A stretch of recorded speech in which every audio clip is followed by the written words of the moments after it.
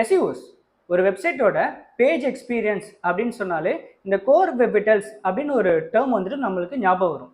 அந்த core web விட்டல்ஸோட மெட்ரிக்ஸ்லாம் என்னென்ன அப்படின்னு பார்த்தீங்கன்னா எஃப்ஐடி, எல்சிபி அண்ட் சிஎல்எஸ். இப்போ அது விஷயம் கிடையாது.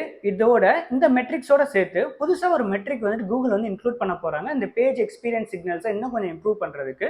அது என்ன அப்படின்னு பார்த்தீங்கன்னா ஐஎன்பி, அதாவது இன்ட்ராக்ஷன் டு நெக்ஸ்ட் பெயிண்ட்.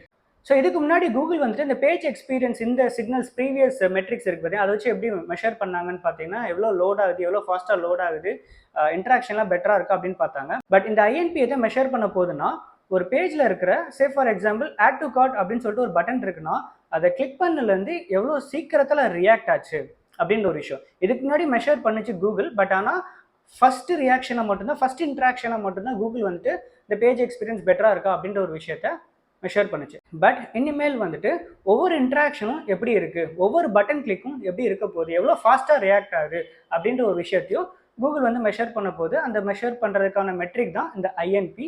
இந்த ஐஎன்பி எந்த அளவுக்கு ஃபாஸ்ட்டாக இருக்கணும் அப்படின்னு பார்த்தீங்கன்னா 200 மில்லி செகண்ட்ஸுக்குள்ளே ரியாக்ட் ஆச்சுன்னா சூப்பரான ஒரு ஐஎன்பி மெட்ரிக்காக இருக்கும்.